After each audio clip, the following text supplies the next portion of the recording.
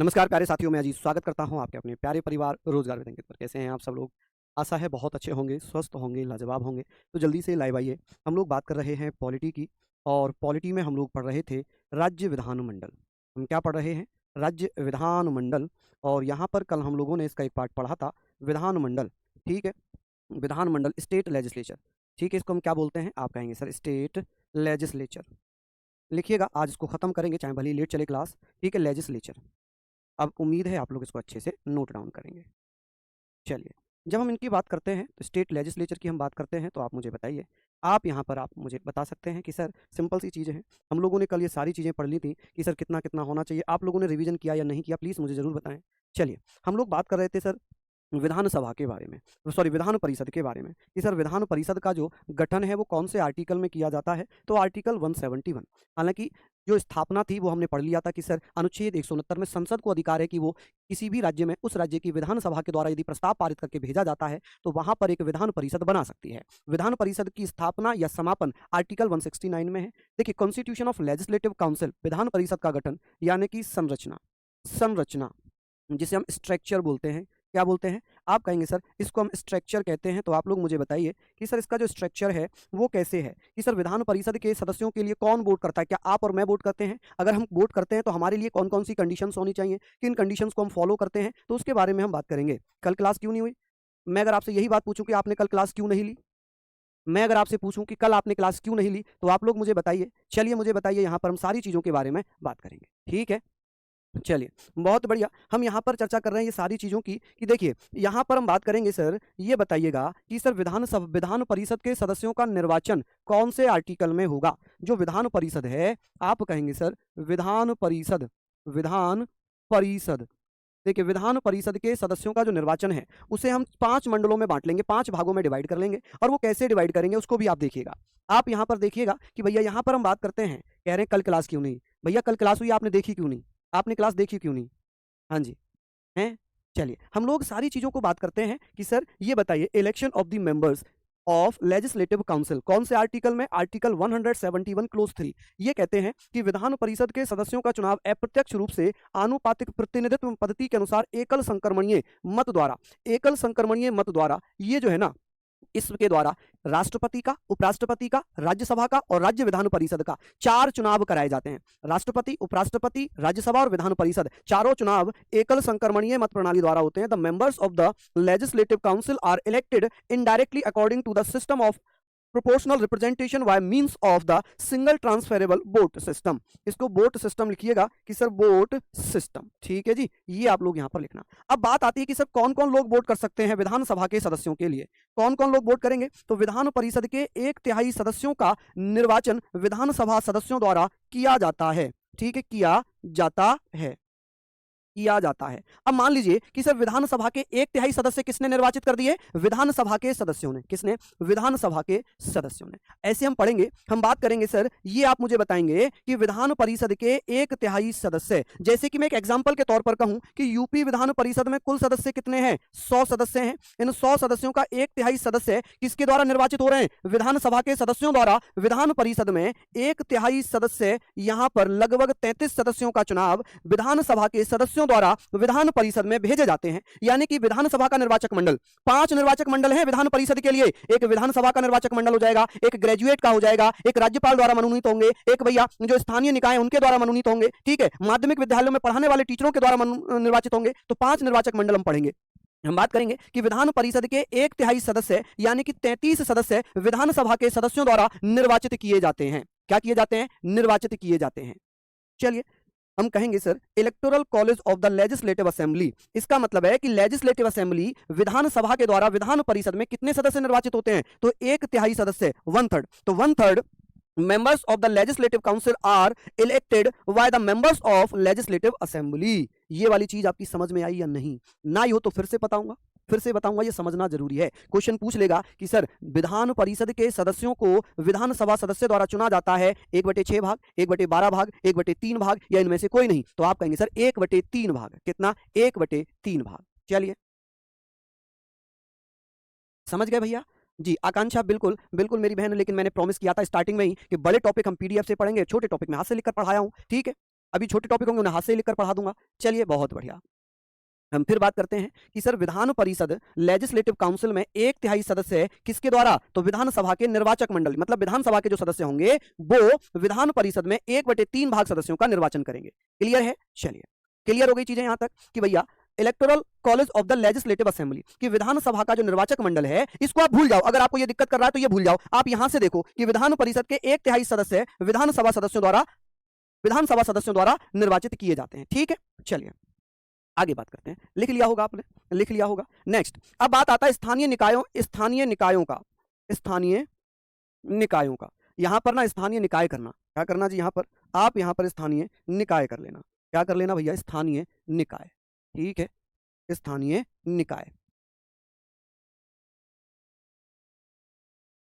निकाय, local bodies, निकाय। ठीक है, यहां पर हम बात करेंगे electoral college of local bodies. ठीक है, क्या हो जाएगा यहां पर? लोकल बॉडीज, इसको आप लिखना लोकल बॉडीज या अथॉरिटीज।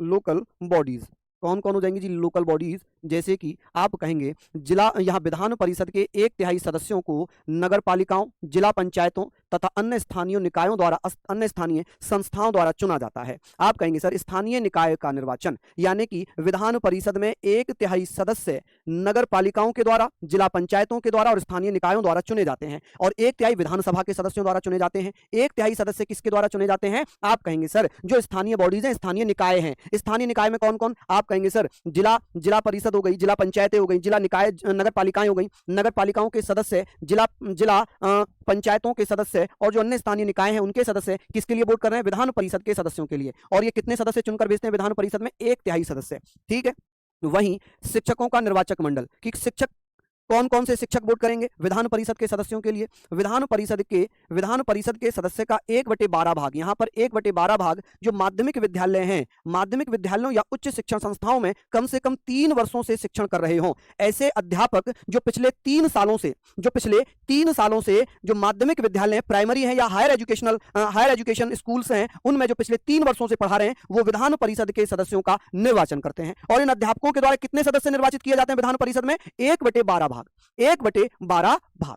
ये मैंने एडवांस में दी थी वैसे पीडीएफ। चलिए पीवाईक्यू क्यों नहीं करा रहे? क्योंकि भैया थ्योरी चल रही है अभी, तो इसलिए नहीं करा रहे। चलिए ये सारी चीजें आपने लिख ली। दूसरी हम यहाँ पर बात करेंगे, ये हमने पढ़ लिया, यहाँ पर हमने ये सारी चीजें पढ़ ली कि सर विधान परिषद के सदस्य का 1/12 भाग माध्यमिक विद्यालयों में या उच्च शिक्षण संस्थाओं में कम से कम 3 वर्षों से शिक्षण कर रहे हों। ठीक है, इलेक्टोरल कॉलेज ऑफ टीचर्स की जो टीचर्स हैं वो विधान परिषद में कितने सदस्य निर्वाचित करते हैं? 1/12 भाग। ठीक है, 1/12 भाग part of the members of legislative council by teachers who have been teaching for at least 3 years in secondary school और हायर एजुकेशन इंस्टीट्यूट। अच्छा, प्राइमरी को यहाँ पर प्राइमरी नहीं सेकेंडरी बोलेंगे, माध्यमिक को सेकेंडरी बोलेंगे। ठीक है, माध्यमिक, अच्छा प्राथमिक होता तो हम प्राइमरी बोल देते हैं, यहां पर हम बोलेंगे सेकेंडरी स्कूल्स, यानी कि माध्यमिक विद्यालय और जो उच्च शिक्षण संस्थान है उनमें पढ़ाने वाले टीचर्स जो पिछले 3 वर्षों से पढ़ा रहे हैं वो भैया वोट कर सकते हैं विधान परिषद के सदस्यों के लिए। ठीक है, चलिए जल्दी से लिखिए। साइड हो जाऊं? लीजिए साइड हूं। अभी हमने कितने निकाय पढ़े? एक ये हुआ, एक ये हुआ, एक ये हुआ। अभी हम और बात करेंगे कि सर राज्यपाल के द्वारा कितने सदस्य मनोनीत किए जाते हैं। चलिए बताइए जल्दी जल्दी से। हाँ जी, बहुत बढ़िया, शानदार, लाजवाब।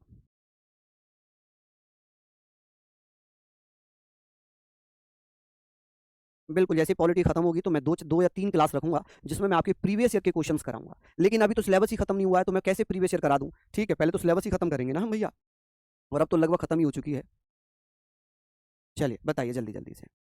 बहुत बढ़िया, आगे बढ़े, आगे बढ़ते हैं। अब बात आती है कि सर यहाँ पर हम बात करेंगे जो स्नातक हो चुके हैं, जिन्होंने ग्रेजुएशन कर ली है, जो भैया ग्रेजुएट हो चुके हैं। आप कहेंगे sir electoral college of graduate, ऐसे लोग जो भैया बीए, बीएससी, बीटेक वगैरह कर चुके हैं, जो भैया 3 साल की डिग्री होती है, जो भी ग्रेजुएशन के इक्विवेलेंट होगी, चाहे वो बीए हो, चाहे वो बीएससी हो, चाहे वो भैया आप कह सकते हैं ग्रेजुएशन में आती हो, ऐसी कोई डिग्री जो 3 साल हो चुके हैं बीए, बीएससी किए हुए, वो लोग भी विधान परिषद के लिए वोट कर सकते हैं। जैसे आप लोग हैं, आप लोगों में कोई ऐसा है जिसने 3 साल पहले बीए किया था, बीएससी किया था, ग्रेजुएशन किया था, 3 साल आपको हो चुके हैं ग्रेजुएशन किए हुए, वो लोग भी क्या कर सकते हैं? वो लोग भी भैया क्या करेंगे? तो यहां पर वो लोग भी विधान परिषद के सदस्यों के लिए वोट करेंगे। क्या करेंगे? वोट करेंगे।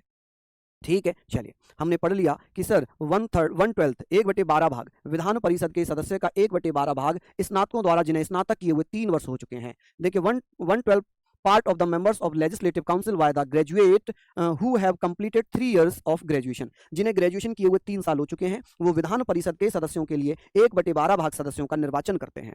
अब बात आती है राज्यपाल के द्वारा। राज्यपाल द्वारा कितने सदस्यों को मनोनीत किया जाता है? विधान परिषद के कुल सदस्य संख्या का 1/6 भाग भैया किसके द्वारा? राज्यपाल द्वारा मनोनीत किए जाते हैं। यहां पर आप कहेंगे members nominated by the governor 1/6 of the total number of legislative councils. किस किस क्षेत्र से होने चाहिए? साहित्य के क्षेत्र से होने चाहिए, विज्ञान के क्षेत्र से होने चाहिए, कला के क्षेत्र से होने चाहिए, सहकारी आंदोलन से हो या सामाजिक सेवा से हो। ठीक है, इनमें जो विशेष ज्ञान या अनुभव रखते हैं उनको बिना किसी चुनाव के, बिना किसी इलेक्शन के राज्यपाल राज्य विधान परिषद में मनोनीत करते हैं। अब इनकी सिफारिश कौन करता है? राज्य सरकार। जैसे कि राज्यसभा में 12 सदस्य राष्ट्रपति मनोनीत करते हैं, वैसे ही 1/6 भाग सदस्यों का मनोचयन, नॉमिनेशन कौन करता है जी? राष्ट्रपति करते हैं, राज्यपाल करते हैं। आप कहेंगे राज्यपाल करते हैं। अब जो पहली बार पढ़ रहा है उसको तो दिक्कत होगी ना। हाँ जी, एक भाई आप एकदम से हार मान लेते हो, आप खुद ही कह रहे हो पहली बार पढ़ रहे हो। देखिए कल आरसीबी जीती है, आरसीबी जीती, विराट कोहली है, 18 साल के बाद उसके जीवन में ये खुशी आई है कि वो ट्रॉफी जीत पाए। 1 बार हारा, 2 बार हारा, 3 बार हारा, 4 बार हारा, 17 बार हारने के बाद 18वीं बार उसे भैया ट्रॉफी हासिल हुई। और आप एक ही मिनट में कह देते हो अरे सर पहली बार पढ़ रहे हैं समझ नहीं आ रहा, तो भैया दूसरी बार पढ़ो, ना समझ आए तीसरी बार पढ़ो, ना समझ आए चौथी बार पढ़ो, जब तक समझ ना आए पढ़ते रहो। कल देखा नहीं विराट कोहली को ग्राउंड पे कैसे रोया, खुशी के आंसू कैसे रोया। तो आप पढ़ो ना, आप पढ़ो ना यहां पर। ठीक है, जब तक आप समझने का प्रयास नहीं करोगे, जब तक आप उसको खुद से नहीं समझोगे तो कैसे काम चलेगा जी? चलेगा नहीं। जब भैया एक महान क्रिकेटर, मैं बहुत अच्छा क्रिकेटर मानता हूं उसको, उसने 17 साल का इंतजार किया, तो क्या आप 1-2 घंटे एक्स्ट्रा नहीं पढ़ सकते? क्या पढ़ सकते हो ना।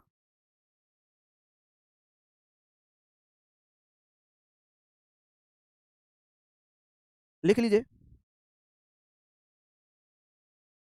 ट्रॉफी नहीं ट्रॉफी। अब बताओ आप ट्रॉफी को टॉफी बोल रहे हो तो फिर क्या ही पढ़ रहे होगे? क्या ही पढ़ रहे होगे? मन लग रहा होगा पढ़ने में? नहीं लग रहा होगा। जो टॉफी बोले, जो टॉफी बोले ट्रॉफी को, तो फिर क्या ही पढ़ रहा होगा? वो तो मजे ले रहा, पढ़ नहीं रहा, वो मजे ले रहा बस। तो भैया पढ़ लो। ठीक है, चलिए, बिल्कुल समझ आएगा, बिल्कुल समझ आएगा जी। समझ गए? चलिए, बिल्कुल, जब तक फोड़ेंगे नहीं तब तक छोड़ेंगे नहीं। तो इसको फोड़ना है कि भैया देखिए, विधान परिषद के 1/3 भाग सदस्य किसके द्वारा चुने जाते हैं? विधानसभा के सदस्यों द्वारा। विधान परिषद के 1/3 भाग सदस्यों का निर्वाचन कौन करता है? आप कहेंगे सर जो जो कौन होते हैं? स्थानीय निकाय हो गई, जैसे कि जैसे नगर पालिकाएं हो गई, जिला पंचायतें हो गई। ठीक है, अब जो स्नातक किए हुए आप हैं, जो ग्रेजुएशन कर चुके हैं, वो 1/12 भाग सदस्यों का निर्वाचन करते हैं विधान परिषद में। जो टीचर्स पिछले 3 वर्षों से जो सेकेंडरी स्कूल है, हायर स्कूल है, उनमें पढ़ा रहे हैं, वो भी 1/12 भाग सदस्यों का निर्वाचन करते हैं। दूसरा कि भैया राज्यपाल 1/6 भाग सदस्यों को मनोनीत करता है। क्या करता है? मनोनीत करता है। देखिए सलोनी कह रही सर मैं भी पहली बार पढ़ रही हूं, मुझे सब समझ में आ रहा है। आएगा, बिल्कुल समझ में आएगा, लेकिन हाथ से लिखकर पढ़ा दो, धीरे पढ़ा दो। हमने खाना नहीं खाया, भूख लग रही है, क्लास बंद कर दो, हम थक गए हैं, हमें थोड़ा सा आराम करने दो। तो भैया प्लीज ये एक्सक्यूजेस मत दो, मत दो। आपने देखा भी सम्मान समारोह हुआ ना? आप चाहते हो वो सम्मान समारोह आप अटेंड करो, आपके जीवन में वो खुशियां आए, आपकी भी वर्दी हो, तो भैया पढ़ना तो पड़ेगा। चलिए आगे बात करते हैं कि कौन व्यक्ति बन सकता है राज्य विधान परिषद का सदस्य। राज्य विधान परिषद का सदस्य बनने के लिए योग्यताएं मैंने कल भी बताई थी। अनुच्छेद 173 में दी हुई है कि भारत का नागरिक हो, 30 वर्ष की आयु पूरी कर चुका हो, और भैया यहां पर कार्यकाल पूछा जाए, कार्यकाल पूछा जाए तो ये किसमें होगा? आर्टिकल 172 में, अनुच्छेद 172 में, कि भैया जो विधान परिषद है वो स्थायी सदन है। आप जानते हैं कि विधान परिषद क्या है? विधान परिषद स्थायी सदन है जी। क्या है? विधान परिषद स्थायी सदन है। आप कहेंगे सर ये क्या है? स्थायी सदन है। जब स्थायी सदन है, परमानेंट हाउस है, तो उसका कोई कार्यकाल नहीं होगा। हाँ, सदस्यों का कार्यकाल जरूर होगा कि विधान परिषद के सदस्यों का कार्यकाल कितना है? 6 साल। Tenure of members 6 years. कितना होगा टेन्योर? 6 ईयर, 6 साल। कितना? 6 साल। टेन्योर्स कितना होगा? टेन्योर होगा जी 6 ईयर, यानी कि 6 साल। लेकिन प्रत्येक दूसरे वर्ष 1/3 सदस्य रिटायर हो जाते हैं। सेम भाई राज्यसभा वाला मामला है, राज्यसभा वाला मामला है। चलिए चलिए, बहुत बढ़िया, लिख लिया आप लोगों ने। हम बात करेंगे sir 1/3 of the members retire every second years, कि प्रत्येक दूसरे साल राज्य विधान परिषद के सदस्य रिटायर हो जाते हैं। 1/3 सदस्य कितने साल में रिटायर होते हैं? तो आप कहेंगे सर 1/3 सदस्य प्रत्येक दूसरे वर्ष। बिल्कुल बिल्कुल, देखिए मान्यता कह रही है जिसको सपना पूरा करना होगा वो समझेगा, वो मेहनत भी करेगा। बिल्कुल मैं सहमत हूं आपसे, बिल्कुल सहमत हूं। चलिए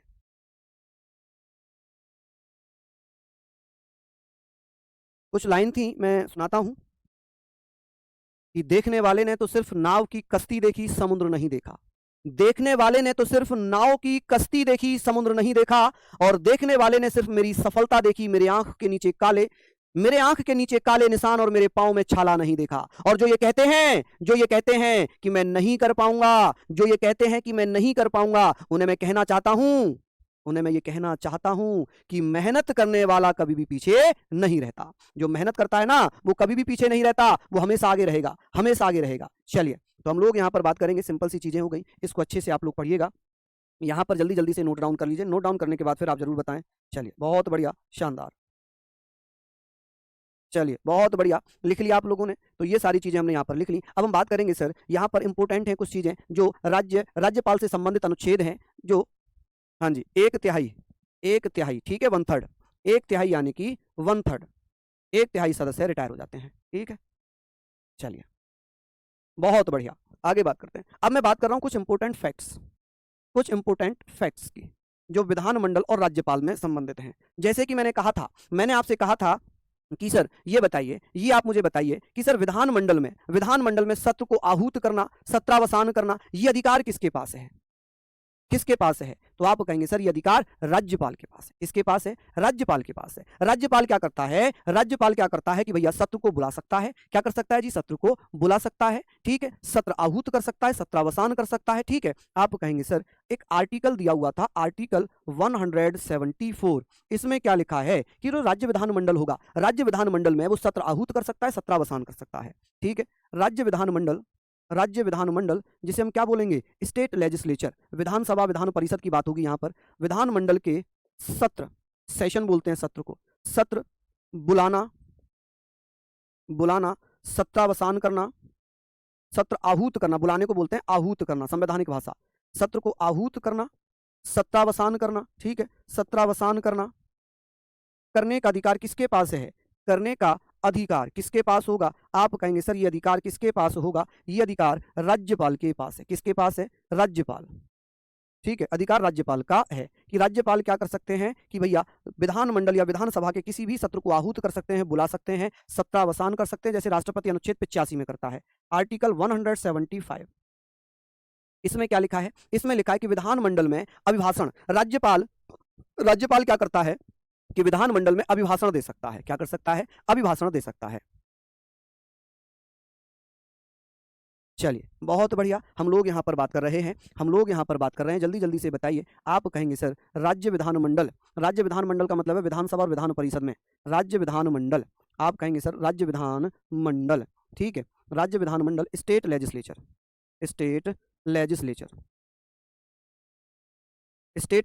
राज्य विधानमंडल में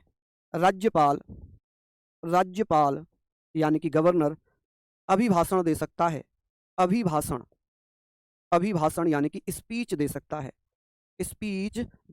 है, ठीक है, दे सकता है। यहां पर आप कहेंगे दे सकता है, भाषण दे सकता है, संबोधित कर सकता है। क्या कर सकता है जी? संबोधित कर सकता है। चलिए, अब बात आती है सर, तो ये तो हमने आर्टिकल भैया किस में पढ़ा था? आर्टिकल 176 में भी तो यही पढ़ा है, बिल्कुल। आप कहेंगे सर राज्यपाल क्या करेगा जी? राज्यपाल विधानसभा या विधान परिषद का जो भी सदन होगा, विधानसभा के प्रथम सत्र और भैया प्रथम सत्र प्रत्येक वर्ष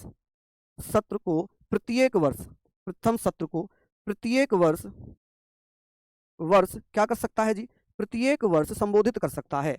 क्या कर सकता है? प्रत्येक वर्ष संबोधित कर सकता है। संबोधित यानी कि विशेष अभिभाषण देता है, विशेष अभिभाषण। आप कहेंगे क्या कर सकता है जी? विशेष अभिभाषण दे सकता है। क्या कर सकता है जी? दे सकता है। तो यहां पर हम लोगों ने बात कर ली जी, कि सर राज्यपाल, ये राज्यपाल गलत लिख दिया मैंने। आप कहेंगे सर राज्यपाल, ठीक है जी, राज्यपाल, ठीक है। विधानसभा के प्रथम सत्र, फर्स्ट सेशन को प्रत्येक वर्ष संबोधित कर सकता है, अभिभाषण दे सकता है। ये सारी चीजें हमने यहाँ पर पढ़नी है। दूसरा अनुच्छेद आता है जी 200। अनुच्छेद 200 में क्या लिखा है? अनुच्छेद 200 क्या कहता है? आर्टिकल 200 में क्या लिखा है? अनुच्छेद 200 में लिखा है कि राज्यपाल राज्यपाल क्या करेगा, आप कहेंगे भैया राज्यपाल क्या करेगा, कानून निर्माण के लिए, राज्य में कानून निर्माण के लिए राज्यपाल के हस्ताक्षर होने जरूरी है। यदि कोई विधेयक विधानमंडल से पारित हुआ तो उस पर राज्यपाल के क्या होंगे, राज्यपाल के क्या हो जाएंगे जी। सर कल आपने 5 साल पढ़ाया था, तो मेरी बहन आपने फिर ये नहीं पढ़ा कि कल मैंने 5 साल पढ़ाया था तो कल विधानसभा पढ़ाई थी, लेजिस्लेटिव असेंबली पढ़ाई थी, आज मैंने लेजिस्लेटिव काउंसिल पढ़ाई है, विधान परिषद पढ़ाई है। कल मैंने उसकी एज भी तो 25 साल कराई थी, आज मैंने 30 साल कराई है। इसका मतलब आपको अंतर ही समझ नहीं आ रहा कि विधान परिषद क्या है, विधानसभा क्या है। ठीक है, दोनों अंतर अलग अलग हैं। तभी तो कहता हूं कि बेटा दोनों को बड़ा ध्यान से पढ़ना चाहिए। ठीक है, मैंने कल ये भी बताया था जब मैं पढ़ा रहा था अनुच्छेद 173 आर्टिकल 173 कि भैया विधानमंडल सदस्यों की योग्यताएं, चाहे वो विधान परिषद का हो चाहे वो विधानसभा का हो, विधानसभा और विधान परिषद के सदस्यों की योग्यताएं आर्टिकल 173 में थी। मैंने कल उसी समय कहा था कि विधानसभा का सदस्य बनने के लिए 25 साल, विधान परिषद का सदस्य बनने के लिए 30 साल की उम्र चाहिए। विधानसभा का कार्यकाल 5 साल है जबकि विधान परिषद स्थायी सदन है। विधानसभा के सदस्य का कार्यकाल 5 साल है जबकि विधान परिषद के सदस्य का कार्यकाल 6 साल है। प्लीज रिक्वेस्ट है, ये छोटी छोटी चीजें हैं लेकिन ये बड़ा दिक्कत करती हैं आगे चलकर। आप कहेंगे सर राज्य विधान मंडल द्वारा पारित विधेयक पर राज्यपाल हस्ताक्षर करता है। ठीक है जी, क्या करेगा जी, हस्ताक्षर करेगा। ठीक है, हस्ताक्षर करेगा और जैसे ही हस्ताक्षर हो जाएंगे तो फिर ये विधेयक हस्ताक्षर के बाद कानून बन जाएगा। हस्ताक्षर के बाद क्या बनेगा, कानून बनेगा। क्या बनेगा जी, कानून बन जाएगा। यहां तक आप लोग लिखिए, यहां तक आप लोग भैया इसको लिखिएगा। आशा है सभी साथी यहां पर लिख रहे होंगे, तो इसमें किसी को कोई दिक्कत नहीं है। चलिए बताइए, बहुत बढ़िया जी, बहुत शानदार। अब ये हमने लिखा। अब एक आर्टिकल आता है आर्टिकल 210 अनुच्छेद 210। अनुच्छेद 210 क्या कहता है, उसमें लिखा राज्य विधानमंडल में प्रयोग की जाने वाली भाषा। चलिए बताइए, लिख लीजिए प्लीज। यहां पर हमने लिखा। अब बात आती है सर आर्टिकल 210। आर्टिकल 210 इसमें क्या लिखा है, 210 में इसमें लिखा है विधानमंडल में प्रयोग की जाने वाली भाषा। विधानमंडल में प्रयोग की जाने वाली भाषा, प्रयोग की जाने वाली भाषा भाषा। चलिए यहां पर आप मुझे बताइए प्रयोग की जाने वाली भाषा। चलिए अब बताइए कौन सी भाषा होती है, तो भैया जिस राज्य में जो भाषा यूज की जाती है उसी भाषा की। जैसे जिस राज्य में जो भाषा का मान्यता मिली हुई हो, हमारे भारत में 22 भाषाओं को मान्यता दी गई है। उत्तर प्रदेश में किस भाषा का प्रयोग किया जाता है, हिंदी और अंग्रेजी का, है ना। तो हिंदी भाषा का प्रयोग होता है जी कि आप किस भाषा में भैया क्या कर सकते हैं, वोट दे सकते हैं, किस भाषा में भाषण दे सकते हैं। मान लो आप उत्तर प्रदेश की विधानसभा में खड़े हुए भाषण दे रहे हो, आप विधायक हो, तो आप हिंदी भाषा में दोगे। अगर आपको हिंदी नहीं आती है तो आप भैया क्या करोगे, विधानसभा के अध्यक्ष से पूछोगे जी मुझे हिंदी नहीं आती, क्या मैं भोजपुरी में भाषण दे दूं, क्या मैं मैथिली में भाषण दे दूं, जो मुझे भाषा आती होगी मैं उसी के बारे में पूछूंगा। चलिए तो आप कहेंगे सर जैसे यूपी है, एग्जाम्पल के तौर पर यूपी विधानसभा में आप भाषण किसके दे रहे हो, यूपी विधानसभा में आप भाषण दे रहे हो, तो आप क्या कर रहे हो जी, यूपी विधानसभा में मतलब क्या करोगे जी, आप हिंदी में ही तो भाषण दोगे, हिंदी में भाषण दोगे। अगर आपको हिंदी नहीं आती है तो आप भैया अध्यक्ष से परमिशन ले सकते हो। ठीक है जी, चलिए अब एक आर्टिकल है 210, बहुत इंपॉर्टेंट है 210। यहां पर क्या लिखा है, जब विधानमंडल ना के सदन ना चल रहा हो, विधानसभा का सत्र ना चल रहा हो, विधान परिषद का सत्र ना चल रहा हो, ऐसी स्थिति में विधानसभा का सत्र ना चलने पर अनुच्छेद 213 में क्या होता है, राज्यपाल अध्यादेश जारी करता है। क्या जारी करता है जी, अध्यादेश जारी करता है, पावर ऑफ ऑर्डिनेंस। राज्यपाल के पास ये अधिकार है कि वो जब विधानसभा का सत्र ना चले, ठीक है, और कानून लाना जरूरी हो, ऐसी स्थिति में वो क्या करेगा जी, तो आप क्या कहिएगा बताइए, अध्यादेश जारी करेगा। ठीक है, आप कहेंगे सर राज्यपाल द्वारा विधानमंडल के सत्र ना चलने पर, सत्र मतलब सेशन, ना चलने पर अध्यादेश जारी किया जाता है। क्या जारी किया जाता है, अध्यादेश। आप कहेंगे सर अध्यादेश मतलब ऑर्डिनेंस, ये उतनी ही पावर रखता है जितनी पावर बनाए गए कानून में होती है। ऑर्डिनेंस, ठीक है जी, ऑर्डिनेंस जारी करता है।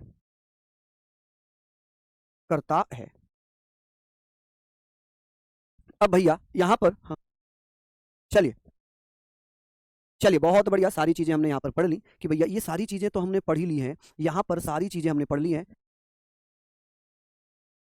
चलिए बहुत बढ़िया, यहाँ पर हमने पढ़ ली कि सर इसे राज्य विधानमंडल द्वारा मंडल द्वारा कितने समय में अनुमोदन मिल जाना चाहिए? कि सर राज्यपाल जब भैया क्या करता है, राज्यपाल क्या कर रहा है, आप बताएंगे राज्यपाल द्वारा जारी किए गए अध्यादेश को विधानमंडल द्वारा कितने समय में अनुमति मिल जानी चाहिए? चलिए बताइए। चलिए बहुत बढ़िया, यहां पर हमने लिख लिया है, चलिए बता दीजिए। चलिए बहुत बढ़िया, शानदार। चलिए बहुत बढ़िया जी, शानदार, लाजवाब। आगे हम बात करते हैं, आप कहेंगे सर 6 सप्ताह के अंदर, 6 सप्ताह के अंदर यानी कि 6 सप्ताह हो या 45 दिन हो, 6 सप्ताह के अंदर, या आप कह सकते हैं 45 दिन में, 45 डेज में भैया अनुमोदन मिल जाना चाहिए। ठीक है, अनुमोदन मिल जाना चाहिए। अनुमोदन मतलब अप्रूवल मिल जाना चाहिए, अप्रूवल मिल जाना चाहिए। ठीक है जी, क्या होना चाहिए? मिल जाना चाहिए, चाहिए। चलिए ये हमने पढ़ लिया। अब हम बात करेंगे सर, ये सारी चीजें हमारी हो गई। अब आप मुझे बताइए 213 में लिखा है कि राज्यपाल द्वारा जब विधानमंडल ना चलाओ, जैसे हंगामा हो जाता है, विधानसभा नहीं चल रही, विपक्ष वाले हंगामा करते हैं और उस समय कानून लाना बहुत जरूरी हो, लेकिन कानून ना पास हो पाए, तब राज्यपाल को लगे कि भाई अब तो अध्यादेश लाना पड़ेगा, तो अध्यादेश लाने के लिए राष्ट्रपति अनुच्छेद 213 में स्वतंत्र है, वो एक ऑर्डर पास करेगा, ठीक है, अध्यादेश जारी करेगा और वो कानून बनेगा। और वो कानून भैया जब तक रहेगा जब तक कि 6 सप्ताह तक अनुमोदन नहीं मिल जाता। अनुमोदन नहीं मिलता है तो वो खत्म हो जाएगा। क्या हो जाएगा जी? खत्म हो जाएगा। ठीक है, चलिए अब मैं कुछ और इंपॉर्टेंट फैक्ट लिखवा देता हूँ। इंपॉर्टेंट फैक्ट मैं यहाँ पर लिखवा रहा हूँ। आप मुझे बताइएगा कि भैया यहाँ पर हमने ये पढ़ना है कि यूपी के प्रथम गवर्नर कौन थे? यूपी के, यहाँ पर हम बात करेंगे सर उत्तर प्रदेश के प्रथम गवर्नर कौन थे जी? आप कहेंगे सर यूपी के पहले गवर्नर कौन थे? चलिए बताइए। यूपी के प्रथम गवर्नर, मैं आपसे कहना चाहता हूं कि 1934 की बात हो रही है, 1934 से 1936 तक कौन थे? या मैं ये कह दूं कि भैया जल्दी जल्दी से बताइए। बहुत बढ़िया, पानी ले आओ, पानी पीछे करूं? लो जी, पीछे कर दिया। चलिए बताइए। बहुत बढ़िया, शानदार, लाजवाब।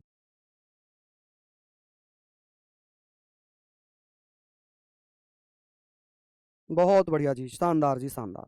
आप लोग कहेंगे भैया क्या इसका सही आंसर होगा? कौन कौन भैया बता रहे हैं?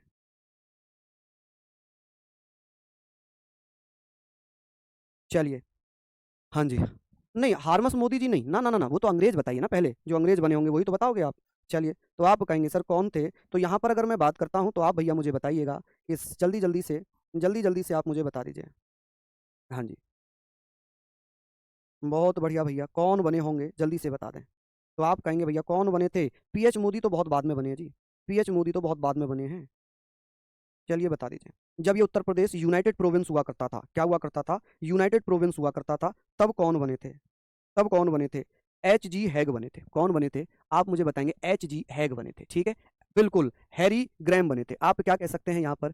एच जी हैग, एच जी हैग बने थे। चलिए, और यहाँ पर अगर मैं बात करूँ स्वतंत्र भारत में, आप कहेंगे सर स्वतंत्र भारत में, या ऐसे कह सकते हैं सर स्वतंत्र भारत में, स्वतंत्र भारत में प्रथम कौन थे? स्वतंत्र भारत में प्रथम प्रथम गवर्नर, राज्यपाल, यूपी के स्वतंत्र भारत में यूपी के प्रथम गवर्नर कौन थे? तो आप कहेंगे सर कौन थे? सरोजनीय नायडू। कौन थी जी? 15 अगस्त 1947 में बनी थी सरोजनीय नायडू। कौन थी? सरोजनीय नायडू। ठीक है जी, पहली महिला थी, पहली महिला राज्यपाल, भारत में किसी भी राज्य की पहली महिला राज्यपाल थी।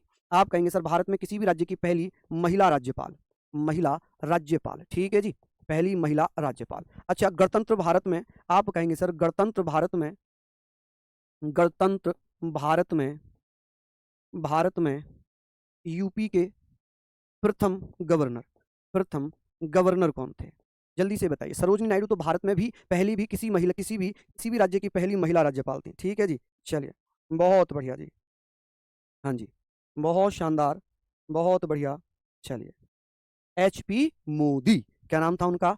H P Modi, H P Modi. चलिए, ये तो हो गई जी आज की बातें। वर्तमान में कौन है? अगर मैं बात करूं वर्तमान में यूपी के राज्यपाल कौन है? वर्तमान में यूपी के राज्यपाल, तो भैया महिला हैं, क्या नाम है जी उनका? यूपी की राज्यपाल, क्योंकि महिला इसलिए यूपी की लिखेंगे। आप मुझे बताएं क्या नाम है उनका राज्यपाल जी का? आप बताएंगे सर उनका नाम हो जाएगा आनंदीबेन पटेल। क्या नाम है?